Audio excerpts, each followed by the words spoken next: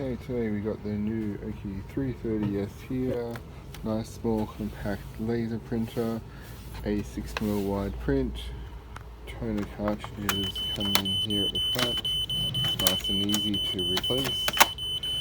Open the top up here, we've got the drum cartridges, tricolor unit, we have the fuser, and we have the transfer belt. Everything pulls out nice and easy. Full metal construction machine. Clip the transfer belt in, grab the fuser, clicks back in place there, put the drums back in. Nice and easy. LED print heads, China tested. Close the machine here. We're using die cut labels, simply just feed in the back here. And we'll tell it to print.